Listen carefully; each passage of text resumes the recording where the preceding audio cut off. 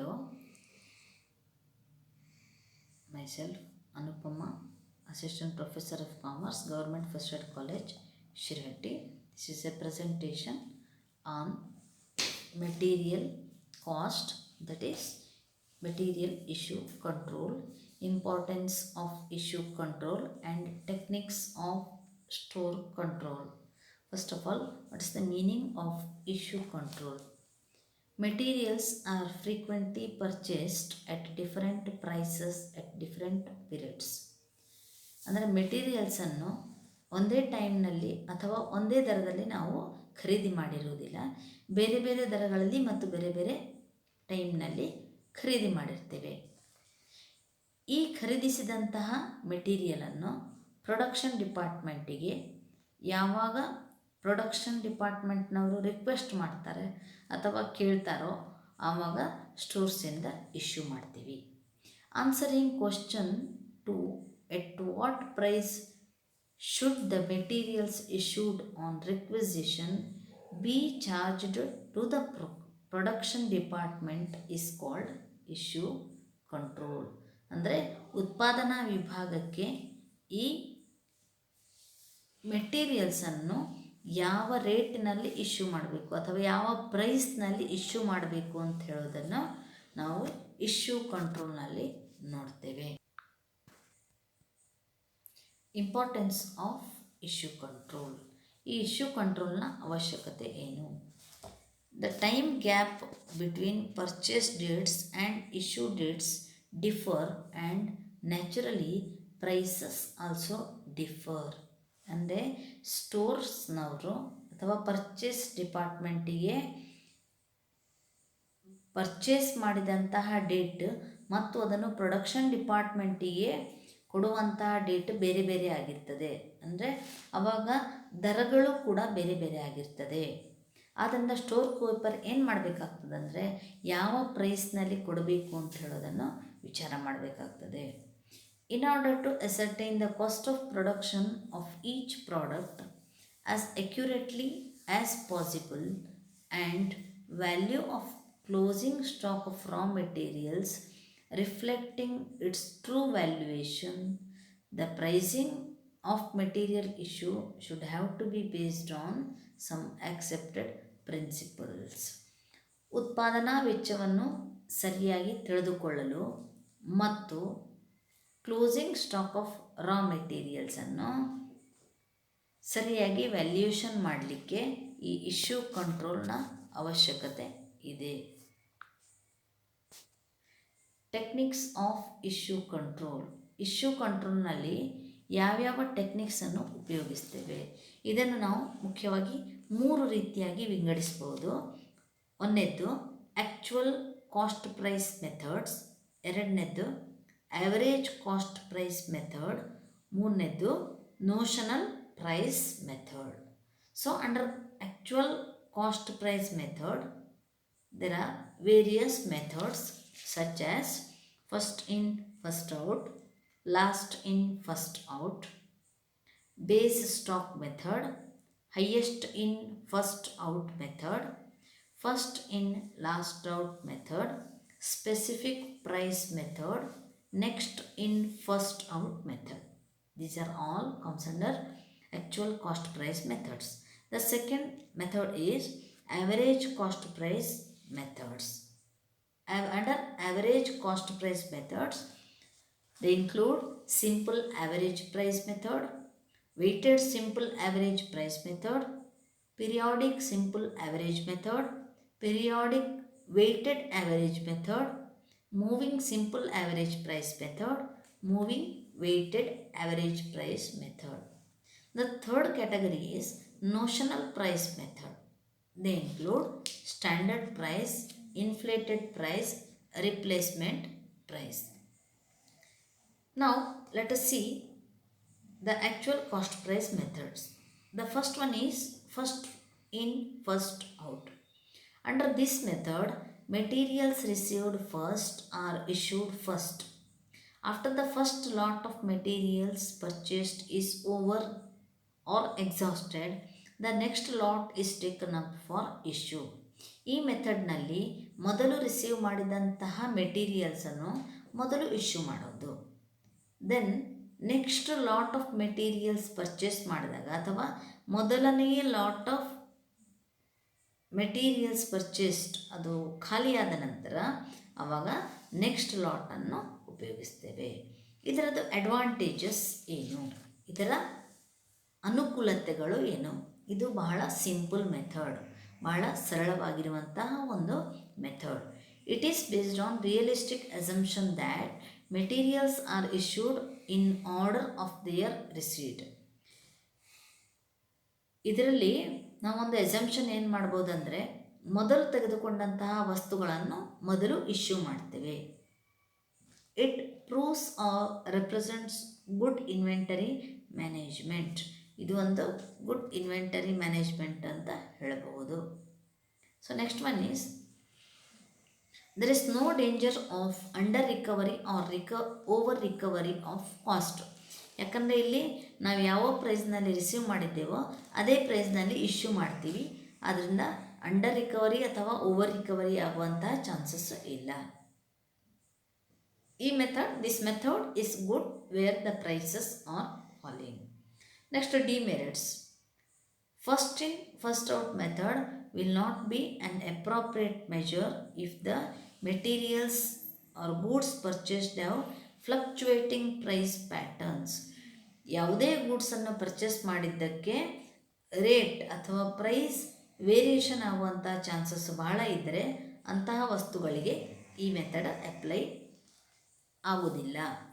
It involves complicated calculations. ಇದು ಸ್ವಲ್ಪ calculation ಮಾಡೋದು ಕಷ್ಟಕರವಾಗಿರ್ತದೆ.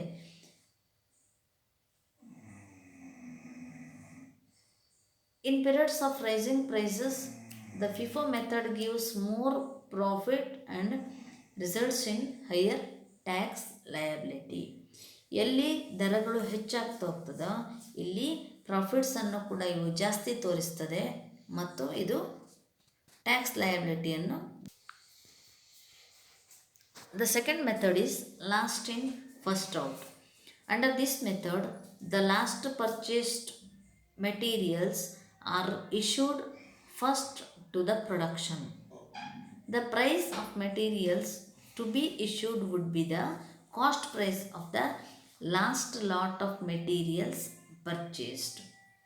ಈ ಮೆಥಡ್ನಲ್ಲಿ ಲೇಟೆಸ್ಟಾಗಿ ಯಾವ ವಸ್ತುಗಳನ್ನು ಖರೀದಿ ಮಾಡಿರ್ತೇವೋ ಅದನ್ನು ಮೊದಲನೆಯದಾಗಿ ಅಂದರೆ ಮೊದಲು ಪ್ರೊಡಕ್ಷನಿಗೆ ಕಳಿಸಬೇಕು, ಇಶ್ಯೂ ಮಾಡಬೇಕು.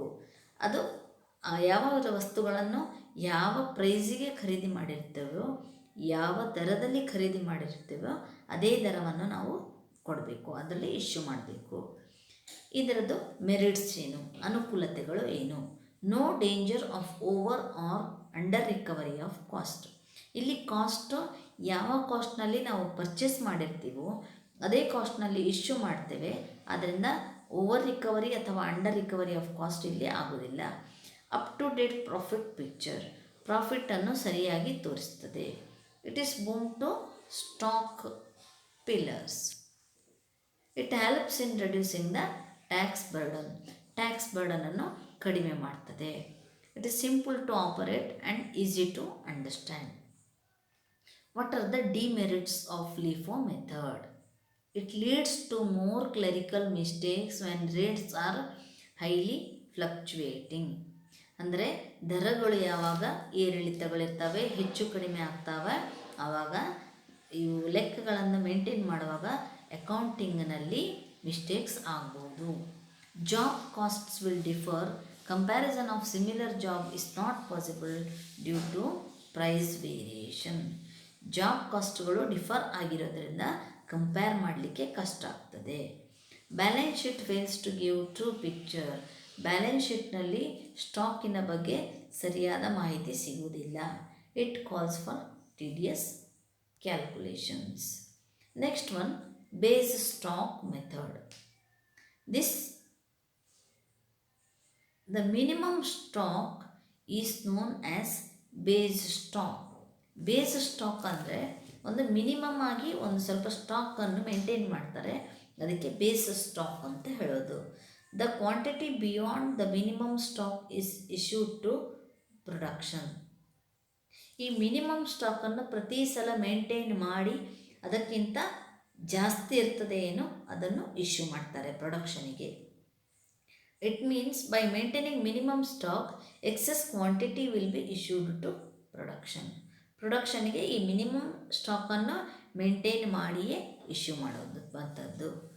The minimum stock is issued in case of emergency. ಆ ಮಿನಿಮಮ್ ಅಂದರೆ ಅದೊಂದು ರೀತಿ ರಿಸರ್ವ್ ಇದ್ದ ಹಾಗೆ, ಎಮರ್ಜೆನ್ಸಿ ಟೈಮ್ನಲ್ಲಿ ಮಾತ್ರ ಆ ಮಿನಿಮಮ್ ಸ್ಟಾಕನ್ನು ಇಶ್ಯೂ ಮಾಡ್ತಾರೆ. ಮೆಟೀರಿಯಲ್ಸ್ ಆರ್ ಪ್ರೈಸ್ಡ್ ಎಟ್ ಆ್ಯಕ್ಚುವಲ್ ಕಾಸ್ಟ್. ಇಲ್ಲಿ ಕಾಸ್ಟನ್ನು ಆ್ಯಕ್ಚುವಲ್ ಕಾಸ್ಟ್ನಲ್ಲಿ ಆಗ್ತದೆ.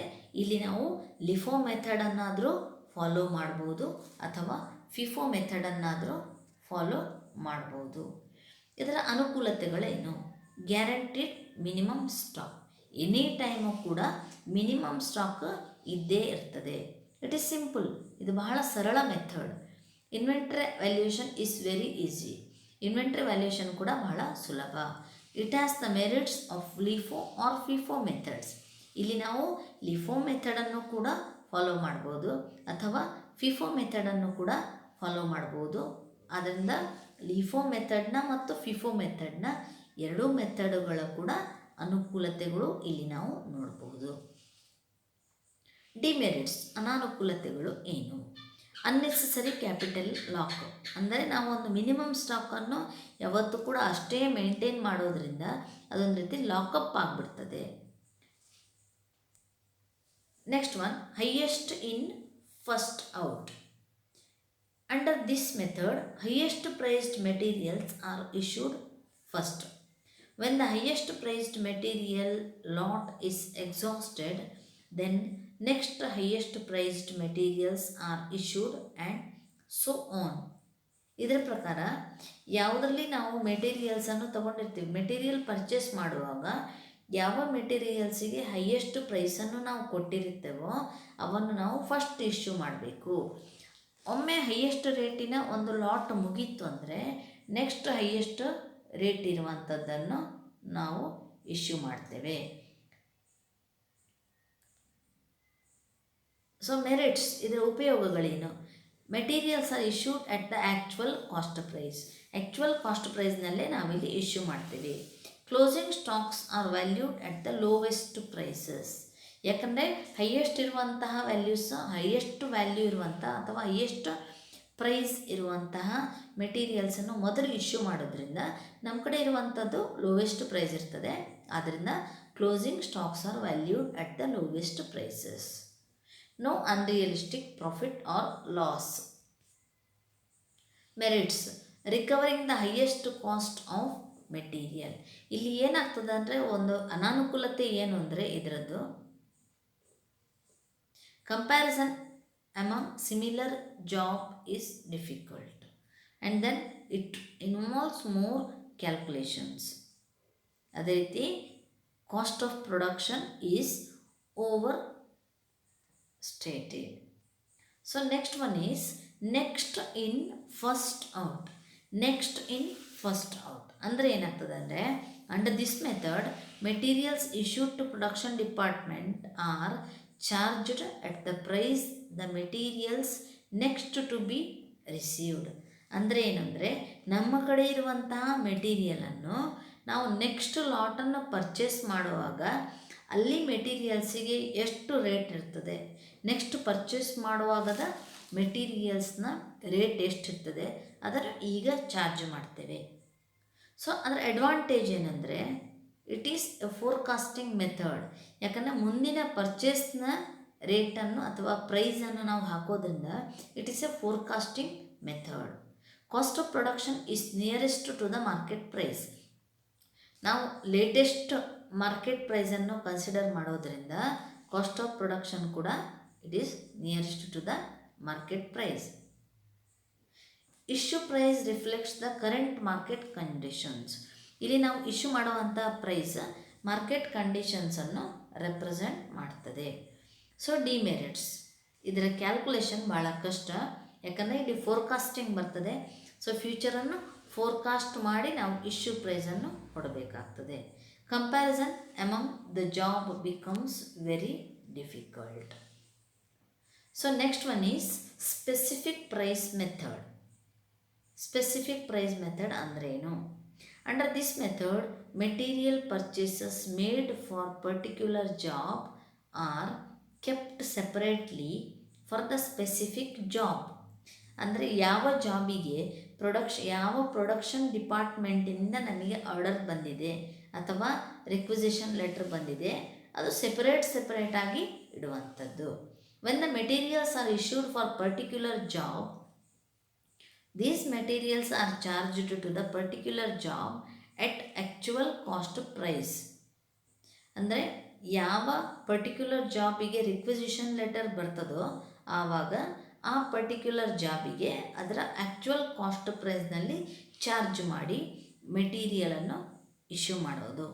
ಸೊ ಇದರ ಅನುಕೂಲತೆಗಳೇನು? It is most suitable for job costing. Materials are issued to production department at actual cost price. So demerits, it is a time consuming process. So ಇಲ್ಲಿ ಬಹಳ time ಕೂಡ consumption ಆಗ್ತದೆ, ಆದಮೇಲೆ ಕೆಲಸ ಕೂಡ ಬಹಳ ಆಗ್ತದೆ. ಯಾಕಂದರೆ ಒಂದೇ ರೀತಿಯ ಮೆಟೀರಿಯಲ್ಸನ್ನು ತಂದರೂ ಕೂಡ ಡಿಫರೆಂಟ್ ಜಾಬಿಗೆ ಬೇಕಾಗಿರುವಂತಹ ಮೆಟೀರಿಯಲ್ಸನ್ನು ಡಿಫ್ರೆಂಟಾಗಿ ಇಟ್ಕೊಳ್ಬೇಕಾಗ್ತದೆ. ಇದು time consuming. It is not suitable in case of big industries, that is large scale industries. Delayed calculations of issue rates. In case of frequent purchases and issues of material, these methods have difficult task. Okay, thank you.